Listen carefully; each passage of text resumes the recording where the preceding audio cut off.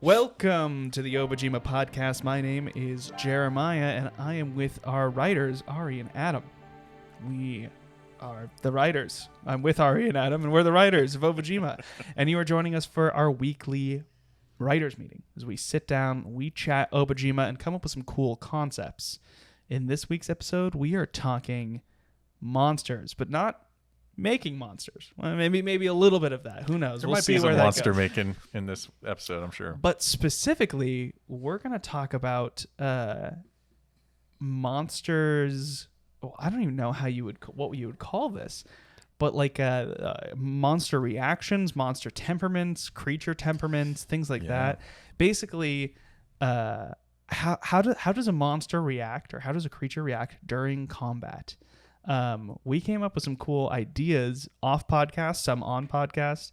You might recall us talking about it. I think maybe 2 episodes ago, we were chatting about, the idea of humans fighting each other and what happens when someone dies, and that led to some off-camera topics, which we just want to get back onto camera because it was too good to chat about. We just back that truck up, Yep. the off-camera truck, and we just dump it into this one. Yeah, Yep, and it's going to be a mess. Yeah, it's going to be a beautiful mess. Okay, I'm sorry, Miles. I'm going to ask you to put up a graphic that we will have to make. But the concept, the idea that I'm really excited about is introducing a new graphic along every creature that we make for Obojima, which is like, you could imagine a health bar or maybe a thermometer, however you want to imagine it. But this, this vertical bar that shows the creature at the health thermometer. Health thermometer. That shows a creature at full health, and then delineated throughout this health bar are sections in which the monster will take a reaction. Mm-hmm. And whenever the monster falls below that certain point, like let's say they have 150 hit points, and there's a marker at 125, when the monster falls below 125, if they instantly take the reaction to do something. Mm-hmm. And this concept is really cool. Really what it does is it lets us as the monster designers add personality into each individual creature as to what would the standard creature do in these scenarios. Now, obviously, it might change depending on the combat, but it also lets us add in that individual personality, that flavor, but also maybe some pointers to the DM to say hey, this is the time for this creature to get out of here. Yeah, or this is, maybe, they're not gonna fight you to the bitter end, right? Yeah. It means that a combat's not gonna be the same in round 1, in the first round of combat as the third round of combat necessarily. And I know that oftentimes D&D's combat's designed to be approximately 3 rounds, but this allows you to kind of change the pace of combat a little bit because the tenor of it can shift based on how aggressive or tentative or scared an enemy might become in the core, because they've dropped below these thresholds. It also is a way to include a morale system without creating a separate morale system. Yeah. Right? Everyone's a tough guy until they get punched in the jaw. How do they respond to getting punched in the jaw? Right? Yeah. And so there's ways to reflect that in this kind of a system, which I just find really intriguing. It's super cool. It lets you build so much into the encounter. Ari said a great thing while we were off camera, which is what happens when the tough guy who never gets hurt gets a knock on the chin, and they that's a anytime you drop below full hit points, the first time that happens, something occurs.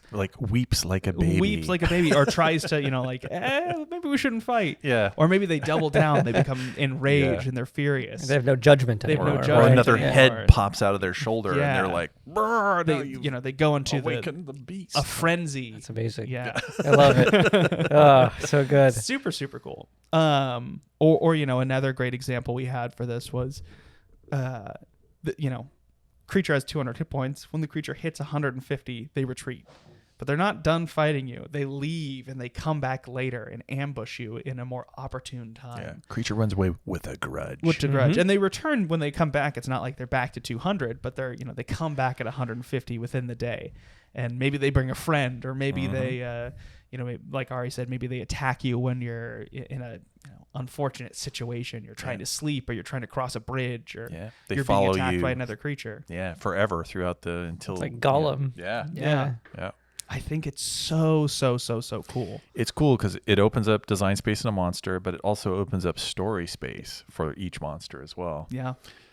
It's a tasty thing we've baked in this oven. I wonder if it's like, okay, each, and we're saying monster because that's kind of what D&D is baked into it.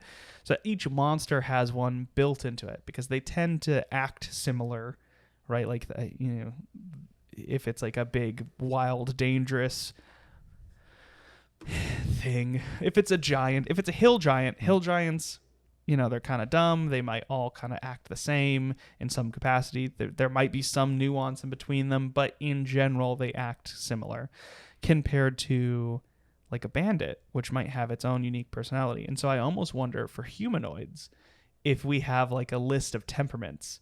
A table? A table, Jeremiah? Is it a table? Is this what you're saying? You could call it a table if you would like.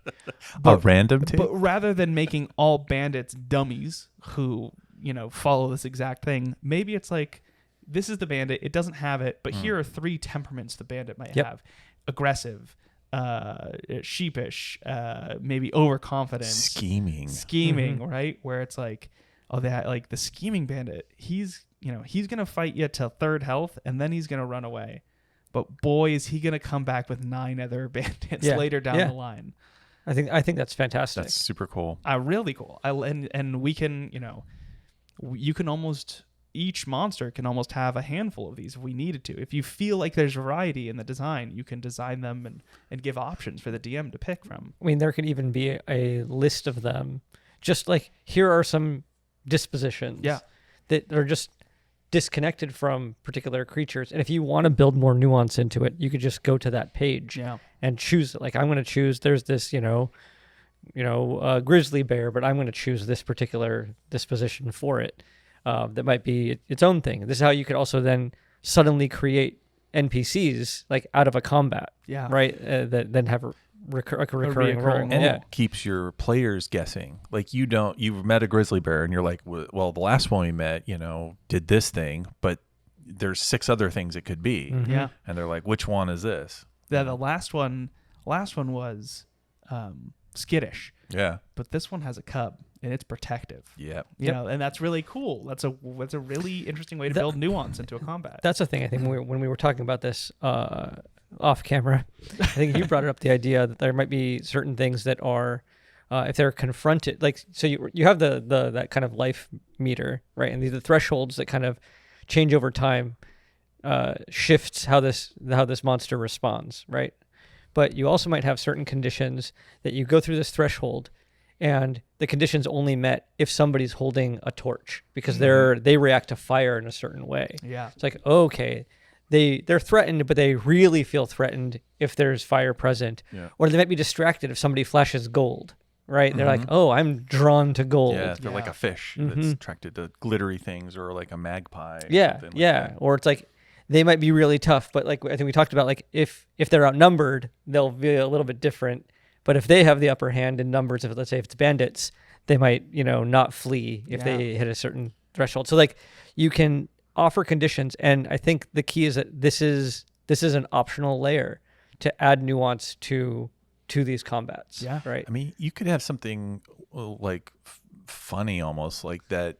Like, let's say there's this big bird in Obojima. It's like this big fluffy chicken-like bird. Straight and it's from Jim Henson. Yeah, and it's but even bigger than Big Bird. Okay. Like, this is big huge bird. Yeah, this is like maybe a 12-foot spherical bird, and you're painting a picture now. But what you do is one of its conditions, if it gets below a certain amount of hit points, or if it's shown some torch or something like that, it lays an egg, and that egg is valuable. And so you've actually got to go find this bird and then either hit it or Startle taunt it it with a certain startle sound. it, and then Yeah. it goes "Brrr," and then it lays an egg, and then you go grab it. I love it. Yeah, so it could be things like that. You know what's funny is, you know, we have the concept of this in the green slime. If I don't know how much you guys read through the green slime after I made the Read monsters. it a long time ago. But in the mechanics for the green slime, I did a little meta mechanical building, and I said, what if the green slime knew that it was a potion ingredient? That's right. Yeah. And so it has an ability that it can sever a portion of itself off that turns into a mini version, like a 1 hit point glob of slime that flees in a different direction than it. And so it's like a lizard it's tail. like you just want my goop for for potion ingredients. Have my goop. some. Yeah. Let me escape. And so it'll you know, at certain point in time it'll break off and let some of these things fly away. And it loses a hit point, but at the you know, it saves itself. That's Kiss really cool. you, goop. And that's built into the monster stat block, but it so easily could be a reaction that occurs after it drops a certain hit points. I think a lot of these monsters could give off ingredients. Like we could start kind of a new ingredient. I don't know if you want to start a new ingredient list, but you could have an ingredient I list. love the new ingredient like list. that monsters give off. So it's like, you know, some monsters you have to, whack them and, you get the ingredient or something. But you might be able to pluck a feather off of something or steal a scale from their lair or something, like that kind of deal. No, I like it. It's fun. The other thing I was going to say. Oh, it reminds me, although this isn't necessarily technically the same kind of topic, it is connected in some capacity. Because what we're doing is we're potentially building out a list of like, here is a personality type or something that you can attach to the monster. It reminded me of a thing that I made a long time ago before Obojima existed, and it was this list of monster enhancements that I had made for my own personal game that basically just took an attribute that a monster might have and then gave it a special thing. So it's like wings, and like then there's like 6 special abilities or 10 special abilities that are for wings. And whenever I went to no shade meant to be thrown here, guys, but whenever I went to a boring monster stat block, I'd be like, that D&D had put out, I'd be like, this is just, I have bite and I have run away. Those are my options here. So what if I threw in, well, this thing has claws, so let me go to my list of claw enhancements. Oh, here's 2 claw enhancements I'm going to throw on. And now this creature has 2 special abilities that I can add in that made, the mountain lion a little more interesting. Like what if it was like stinky? And stinky's like I say stinky if it was in my standard game and it was more, it'd be like, what if it smelt putrid because it killed something recently, and you're like, con check. And whenever you're next to it, you have to roll a con check. Exactly. Like even if I just love that as a descriptor, because you could say mountain lion, but you're like, whoa, it's got this like weird putrid, smell clearly coming from its mouth, right? And it has like rotted teeth or whatever. Even if that did nothing mechanically, that so enriches the story of this thing, because now you're wondering what's going on here. And if it bites you, you're like, ah. Yeah. So now I'm not trying to add I'm not trying to make my job more difficult here. What if book 2 had like, here are the monsters, and then like here is like just a section on how to enhance your monsters. Like, here are mechanical things. Here are love it. Here like are like story beat things. Here are personality type things. Like, here's how you take a stand. And then like what we do is, maybe all of our monsters have that pre-built in. Yeah. But then we make the list at the beginning. Like, here's 10 pages, 15 pages dedicated to how you can take these things and add them to pre-existing monsters from other places. I remember there's a role-playing game done by Chaosium, RuneQuest, and I grew up playing that as well as D&D, and they had chaotic creatures, and in RuneQuest, chaos was like, kind of, you had these creatures, and if they were creatures of chaos, then they would have mutations, like these chaotic, they call them chaotic features, and that sounds like this kind of thing where it was just all kinds of crazy flavors. Some of them had mechanical impact where it would do extra damage, spit acid, or it caused disease, but then some of them were just like, it screams when it moves. You know, it's just like, it's so unsettling. This thing is like, as it's coming at you, and you're like, what do we do? Like, but it was great for like telling the story. The DM, you know, it's like, oh, this got a chaotic feature, and they'd roll it. And they'd be like, okay, like it oozes acid. You know, it's like, oh gosh, it's horrible. And the reverse of Super that for fun. Obojima is just a lot of fun, right? Yes. Like, Right. you're like Bubbles come off. yeah, exactly. Like why is the like the in between the seams of the rubble and the rubble column, or like bubbles are like forming and popping, or You might have it like going back to the mountain lion. There are these weird like spirit remora that kind of just hover around they it. float around it. It's like that's just an animal, but there is something odd going on with it. You know, not to stat out or not to try to stat out the nature spirit from Princess Mononoke, but you know, as it steps, every time it steps, the plants grow and then die. You know, like I think just adding like here's a list, a table, if you will, of things you can add on there. More. I really like that a lot. Yeah. I think it's super, super cool. Fun. Dig it. Now, also kind of in the combat monster enhancement style thing, I really would love to discuss the thing we were talking about with like what happens when humanoids can come to conflict. Like, what does this look like? You know, is there anything unique about combat between humanoids that are different from monsters? And you know, if the adventure party goes and fights a monster, it's one thing. How does society look at, you know, kind of jumping into a little bit of the lore building and world building? How do people think about killing in this space, and how do some of these abilities that we're talking about play into that? Like for example, would it make sense for a bandit leader to be enraged if one of the party members killed one of their, you know, like or I mean, the reverse can also happen, right? In that we're talking about when they're losing hit points, but it also could be certain things can happen. Potentially, I don't know how this works out yet, but let's say they bring down one of the party. Right now, like oftentimes in D&D, it's basically like if you lose combat, you lose combat, right? Yeah. Like if like a bunch of people go down and all this kind of stuff. But there might be a certain situation, like a bandit might be merciful. That's cool, right? Or a bandit might be like cruel, right? So things like that. So they might, you know, I'm thinking of you might have like a Zorro type figure who might, you know, carve the little Z into your shoulder or whatever. Now you've been marked by Zorro or whatever, right? So there are certain things like we can build a lot of that stuff in there about how they deal with defeat or how they deal with victory. I'm not sure how to execute on that because you don't want to bloat the stat block too much. But and we also said stuff like, you know, if you go down to 0, doesn't necessarily mean you're dead or you have to start making death saves.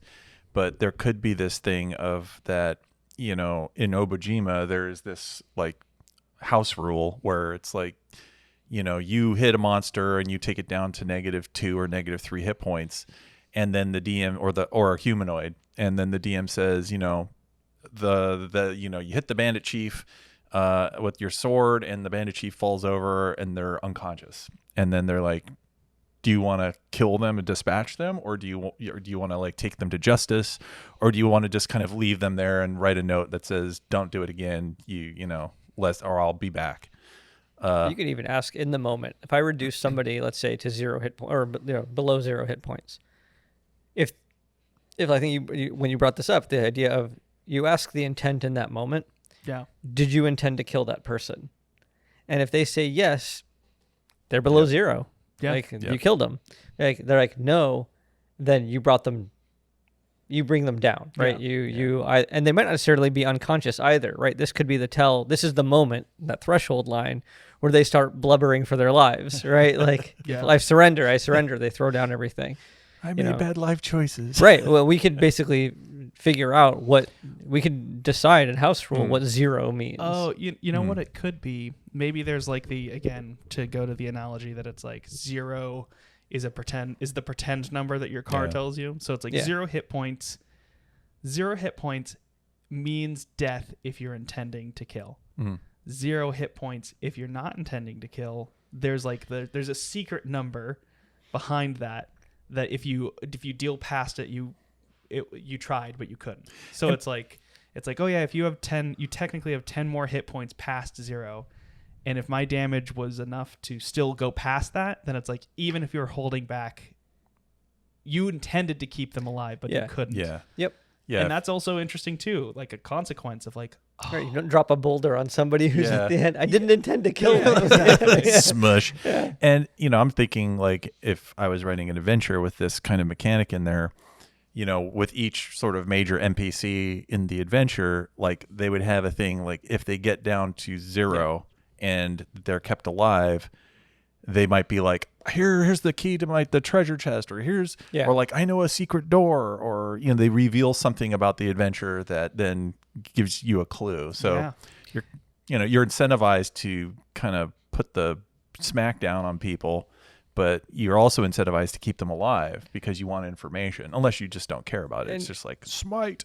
And D&D has non-lethal damage, right? Like I could toggle that non-lethal damage, and I'm playing Baldur's Gate 3, and like you could choose that as an option as well. But that has to be something that I have to overtly say, because the default is lethal damage. Yeah.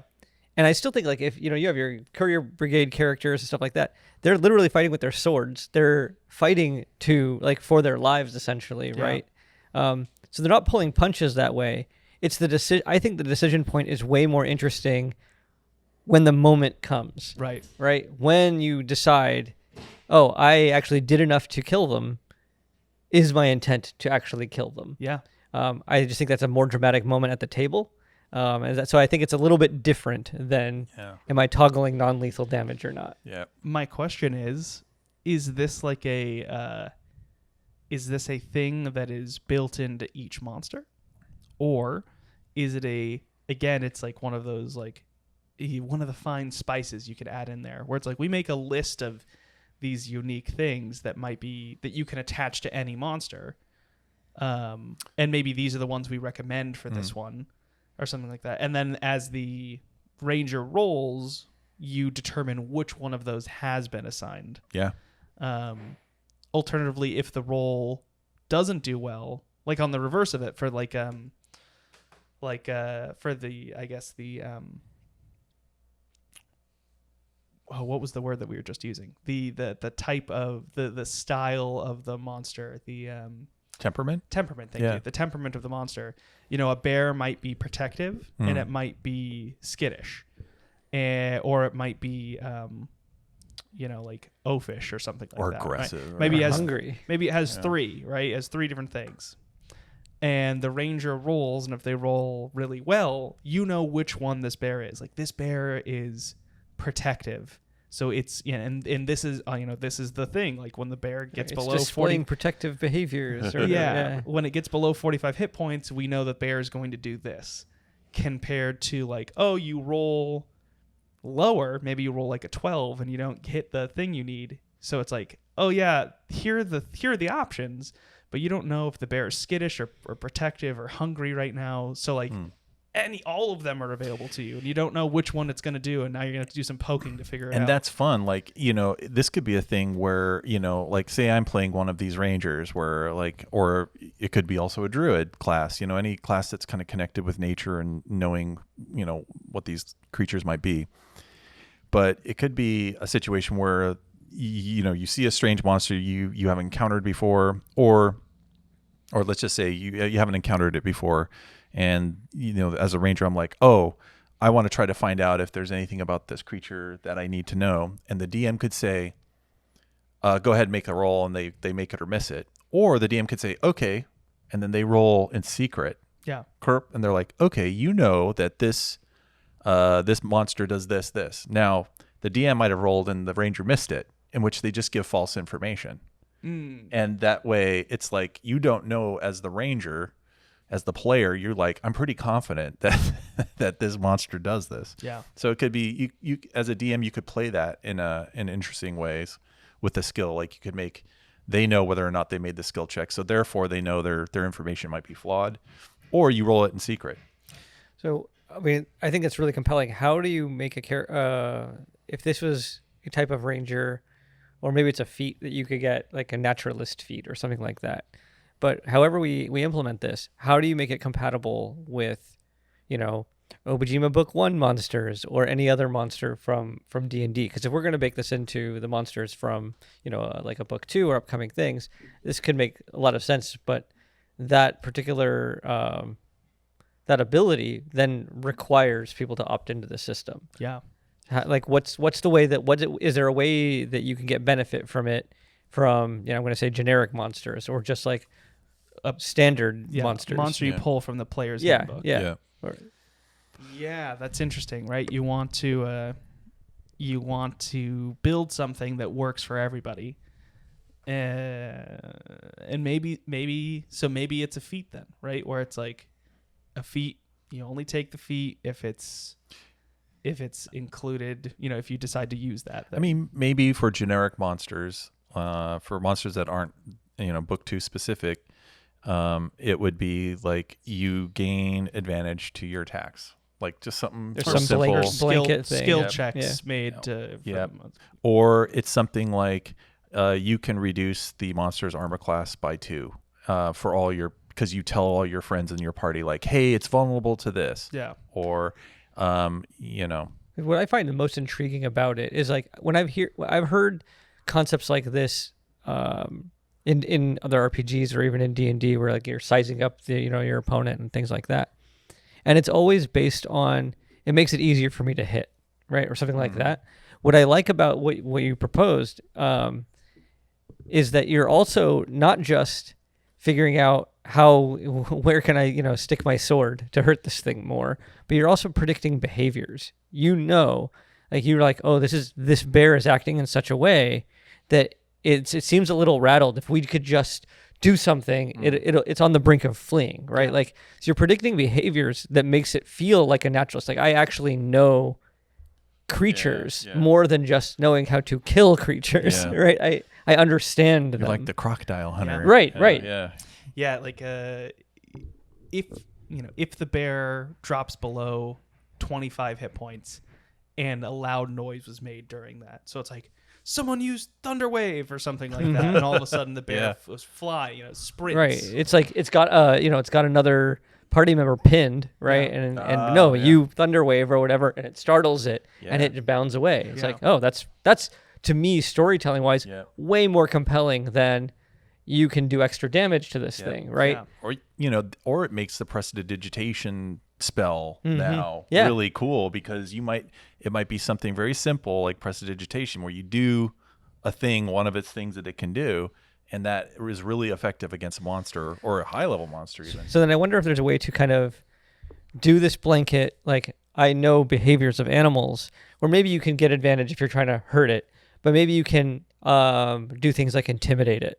Or you suddenly have expertise in intimidating this particular animal, or things like that. So exactly what buttons to push to kind of elicit certain behaviors based on your knowledge of that animal. Or you could do dancing lights and kind of guide it away, so you can avoid. Going back to list of like tables and things like that for your creatures. What if there's like a list of, maybe weakness isn't the best example, but like battle flaw or whatever the heck it is that's like that you can assign a creature, and it's like that maybe that's just part of it. Like if we don't attach it to each individual creature, and again we just make recommended lists where it's like, this is a bear, we highly recommend. You now can apply that to any loud monster. The ones that would make sense is scared of loud noises, fire, maybe it's it won't get closer to you if you have fire, or one other thing. And then it's just the ranger is just trying to uncover what this thing might be. I wonder if we could do lists that are broken up by its intelligence level. So if you have like, here are humanoids or humanoid level intelligence, here's a list for them. And then things with animal level intelligence, you can do that list, right? Yeah. Because they might have different behaviors. It could be something interesting. Yeah. I mean, this, one part of me is like, okay, in Obojima, where the vibe of Obojima is sort of solving combat in interesting role-playing ways. So this ranger or druid subclass, whatever it is is sort of really hitting that note. Yeah. And it could be that, this ranger also has, abilities where it helps you in combat, but that's not the point of this ranger. Right. If you're a beast whisperer, yeah, and that's your kind of you're thing. kind of making friends with it, or you're distracting it, or you're charming it, or, luring it away. My question is, do we put it onto a ranger, or do we make it a feat that anyone can take, so that way you could, because in Obojima I could equally see a bubble mage being like, oh yeah, I explored the wilderness, and like I know all the spirits and weird creatures that exist out here, and I know how to deal with them. I know that's like classically been given to the ranger as like that's kind of the core of what they're doing. If you have a naturalist feat, Yeah. I could imagine somebody just taking that. Yeah. Or you could break this into two. Let's say you have a naturalist feat, and then you have a supernaturalist feat, which is the same thing but for spirits. I know how Cool, to, fun. This is the Mushishi concept, right? Yeah. I know how to actually placate or believe I can read the behaviors of certain spirits, and I could kind of Be a Mushi master. Yeah, that kind of thing. Yeah, I think that's cool. for this to happen, we would have to. There's a lot of design work that goes into it, because there's a lot of things that are interacting with each other and playing off of each other. And also, what you don't want to do is dirty up the information on a monster player or on a monster's like character sheet, essentially, right? Like especially for a new DM, it's like, I'm looking at this page and 2/3 of it are optional. Right. Yeah, No, it's a good point. So we whatever we do, we'll want to tighten it. And so maybe, and I don't know if this is the best way of doing it, but maybe it's like here's your bear stats, and below it are just the titles of temperaments rather than like, here is the temperament. Or maybe the temperaments are on there, but here are the titles of enhancements, and here are the titles of maybe the flaws that they might have or fears that they might have, but not the actual full list. That way you're not like, there's 6 abilities here and 3 flaws. Am I supposed to use all of these? Like, Right. it kind of gets How do rid I of actually it. use them? The downside with that is then when you're trying to play off the book, you're like flipping Oh to my the next God. thing. Yeah. And that's difficult as well. You could solve that with like a set of The cards. dread word, flipping. Page You flipping. could solve that with a set of cards, but then you're requiring someone to buy cards to make their book work. So that's a really difficult thing. I think we'd have to see how much content it takes up. Yeah, we'll have to, this is all figuring out. Again, this is the juice worth the squeeze? Like, I think there's a lot of interesting things here. And then the other question is, we're talking about the ranger interacting with this optional rule. The ranger's not the only one who opts into this style of play either. Because if I don't have a ranger in the party, and there's all this ink spilled about all of these dispositions and things like that, then it's not worth it, right? Because there's a chance that, first of all, it's optional. Second of all, I might not. I probably don't have a ranger on the team, right? Because there are so many different classes, and so this is something that everybody would engage with. I just think then something like the ranger, or if it's a feat, engages with it better, right? Like they're more adept at it. I think what you could potentially do is, this feat makes it significantly easier for you to pick up those information if it means you're skilled in it. And then outside of that, it's 10 plus the challenge rating of the creature, and it's a nature or an animal handling check or something like that, where it's like you can uncover this information too, and like it's easy when you're doing a bear. Like, oh yeah, I can tell this bear is skittish because it's freaking the heck out. But then when you go to like a level 15 character, you're like, well, the DC's 25 now because its challenge rating is 15 plus it's 10. The average person, I'm not going to figure this out. But the ranger or the person with this feat who's really skilled at it, it's still easy for them. They still know what they're doing. So like, you could build a system where it's like, if you don't have access to this, you can find it through the standard, through standard skill checks. But it's a hell of a lot easier for this guy. And to be honest, like I'm like listening to this conversation and thinking about it. And while it does add a layer of complexity in terms of running a monster, it is so to me it actually removes some complexity in terms of the amount of thought I have to do as a DM on how to make a combat feel like Obojima, right? So you're actually, I think, buying back some complexity points in terms of how much cognitive effort I have to exert to make a combat feel like Obojima, and all of these things that that are additive.